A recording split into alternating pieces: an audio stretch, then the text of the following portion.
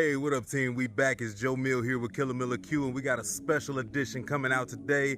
Preseason kickoff here with your boy, along with CJ over at Mom and Papa Joe's. Today, we're going to be doing a Snake River Farms brisket. I'm not going to waste no time. I got to get my Lone Star together. I'm going to show you this piece of meat, and let's get to the work.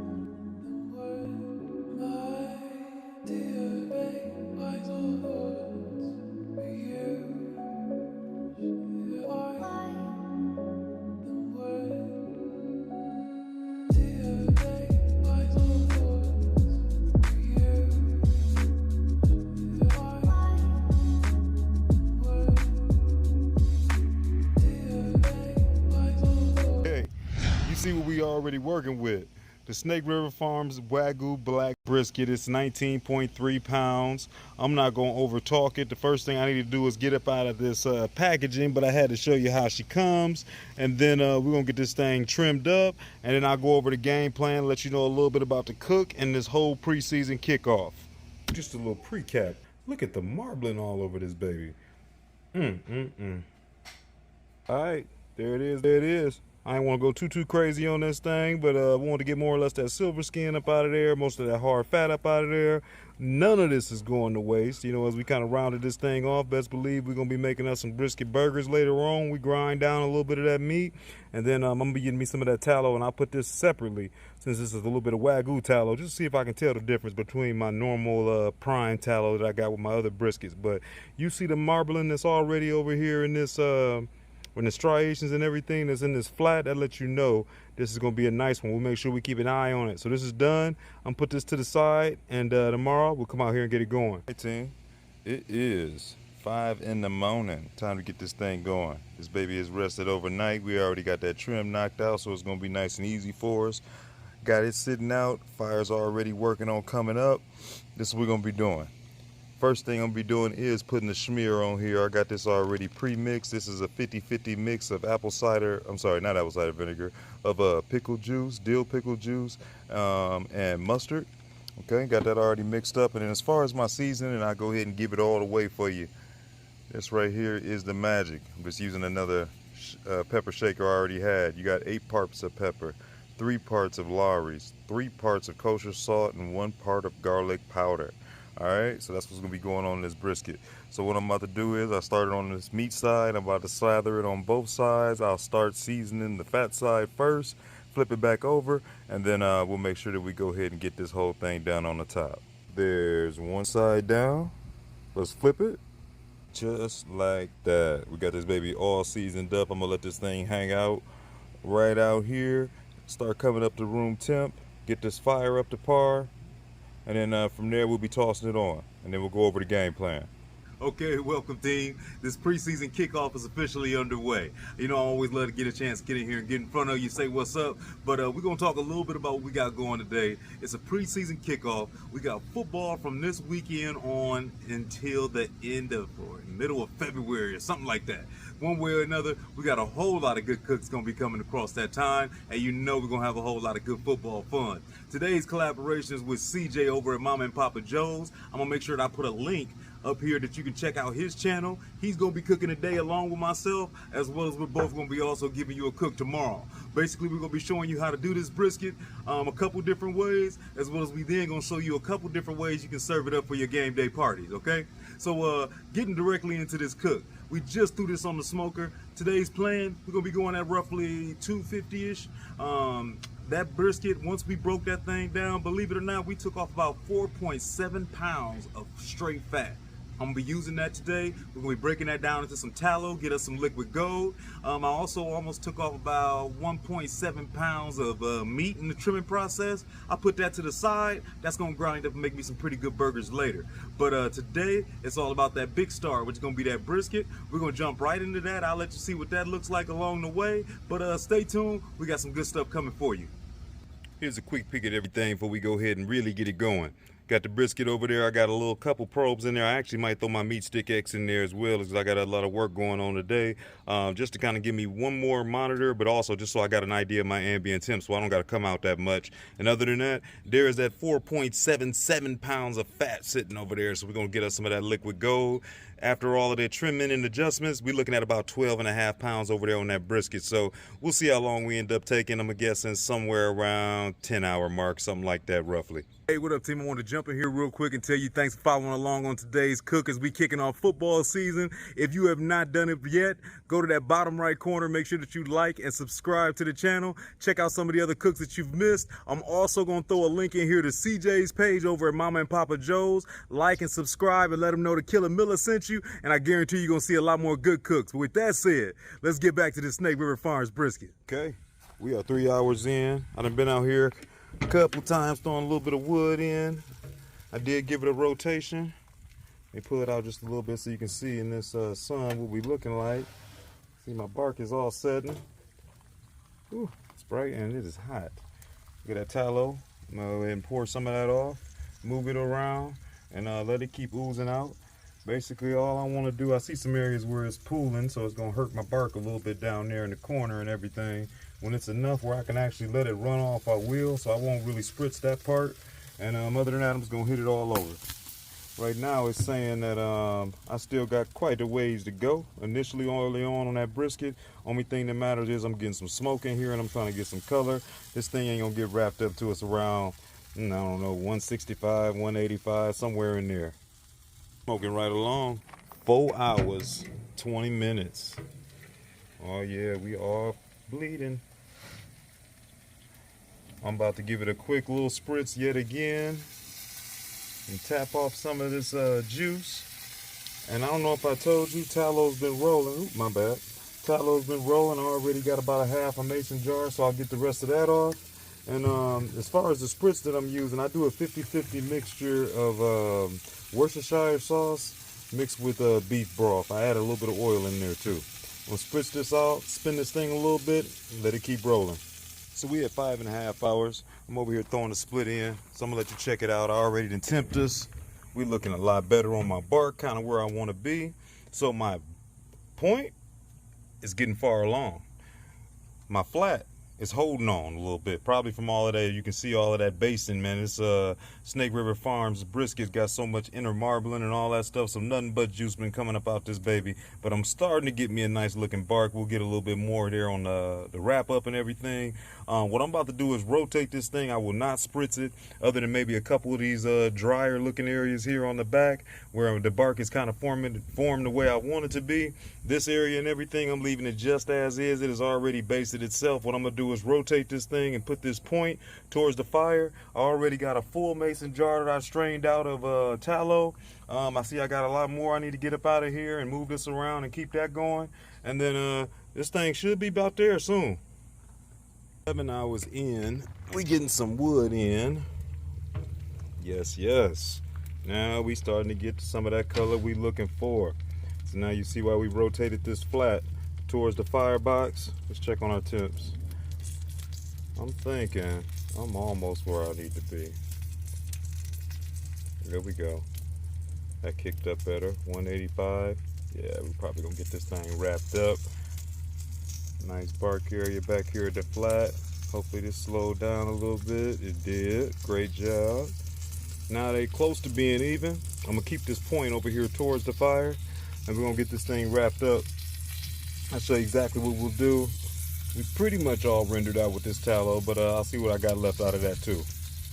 Check that baby out. We got them out here. I'm keeping it simple. Got my butcher paper, double lined. I'm just gonna spray it down with a little bit of that same spritz. And I'm really just doing that so this paper is gonna be nice and pliable. We're gonna go ahead and wrap this up nice and tight. I'll show you the little bundle, because can't do it with one hand. Just like that. Nothing too crazy. Flip that baby over 2 times, folded them sides in, creased it on through, and then make sure you pull it in nice and tight too. You don't be afraid to pull on this butcher paper, especially once you get it nice and wet. You should be able to form it onto this meat a little bit and get you a nice tight care package. This baby's going right back on here. I'm gonna throw my Meat Stick X probe right back in there, and I'm gonna put that flat back towards the fire since that's still the one that's a little bit slow. And then from there, we're gonna take this baby to about 203. 8 hours, 34 minutes. I had kicked these temps up to 300. But we reading all the way done. You can see that we done definitely rendered out here. And some more grease is hit up all on this butcher paper. So with that said, that's our guide. We need to check this out. So not only am I trying to see if my temperatures are about on, a little under over here, the main thing that I'm checking right now is how's this thing probing. Keep in mind that we obviously got to push through the butcher paper, but at the end of the day, you want this to pretty much be effortlessly. I found that around 203 is around the time that does that for me, and kind of coming in here and checking with my ThermoPro, look like I'm almost around 200 everywhere. I'm gonna let it hang out for about another 15-20 minutes, and I'm gonna pull this, get this last little bit of tallow out, and then the most important part, or I won't say the most important, but one of the most important parts, we gotta let this baby rest. So I'm about to go grab my cooler right now, and we're gonna be wrapping this thing up and let it chill out. All right, so we right at the 9-hour mark. This baby is done. We tenderoni. I was going to just keep this going, but I do want to show you this little bit of a technique of how I like to end this thing off. I want to break the cook, more or less, which means I just want to stop it from keep on going like it is now. So I want to unwrap this thing, and I'm also going to put it in some brand new butcher paper. Normally I'll go ahead and hit it with a little bit of this tallow. This is my small jar of some of that liquid gold we got from out of here. Check that out. That stuff looks pretty. Hit it with a little bit of that tallow over the top, rewrap this back up, and then I'm gonna go ahead and wrap it in the towel, throw it in the cooler, and I'm gonna let this chill for at least 3 hours before we go ahead and get into this to slice. But I just had to show you, look at all of this grease and juice coming out of there. I mean, literally my gloves is all wet. This paper's all wet. Remember, we ain't add nothing to this. All we did was spritz the paper a little bit. So needless to say, we nice and rendered out. This thing ready to go, and it's still juicy. I mean, it was literally dripping as I went and picked it up. So let's get this wrapped up. Let's get this rested, and then we're gonna get our chance to taste it here down the back end. All right, team, check that thing out one time.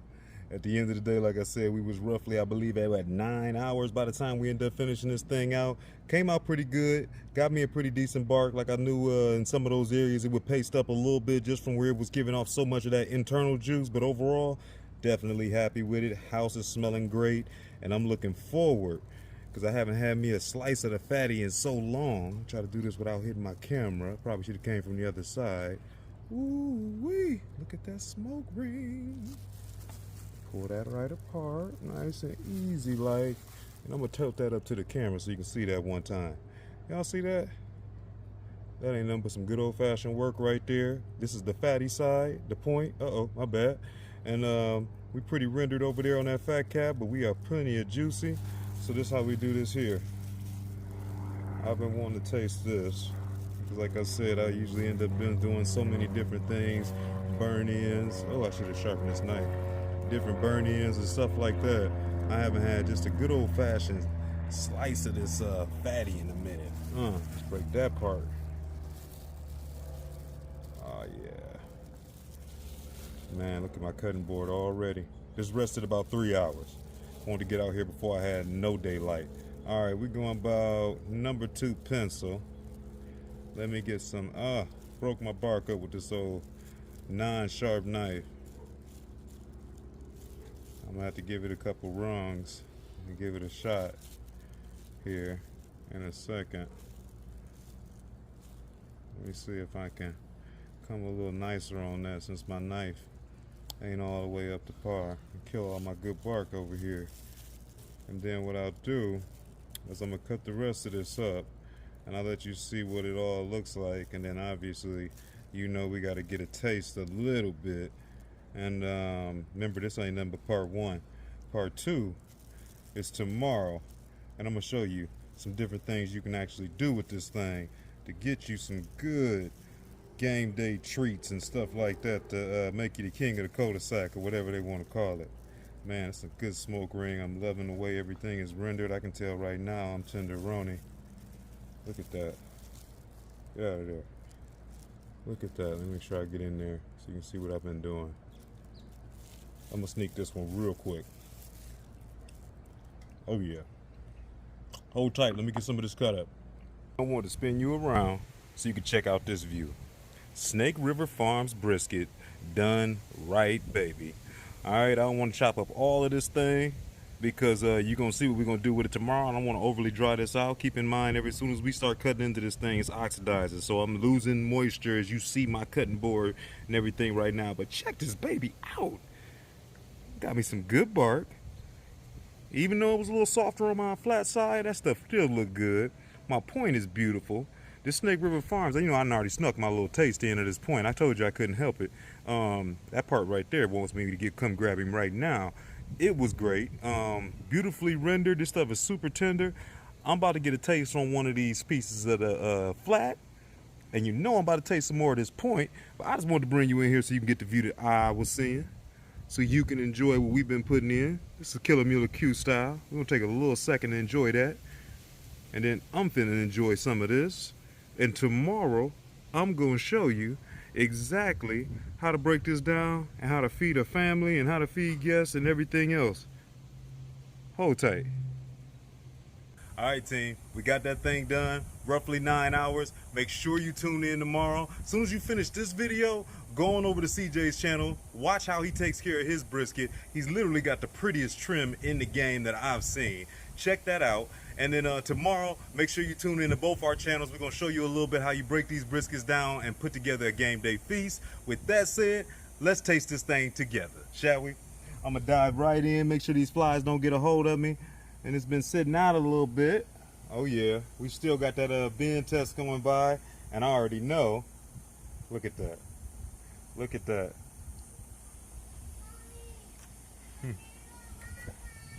Beautiful. When you get all the way down to the fat and that tastes good, you know you're doing all right. With that said, my little baby ready to eat. It's about that time. Joe Mill here with Killer Miller Q.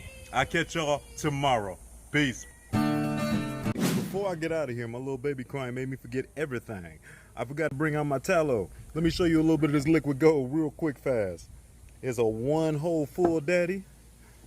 And I got a little homie right here too. Liquid gold, great flavor. You know people is literally buying this online. If you're taking the time and you're getting yourself one of these Wagyu briskets, don't waste that fat. Make your own tallow, okay? It was so easy. All we did was throw this on the side of our cook the whole time.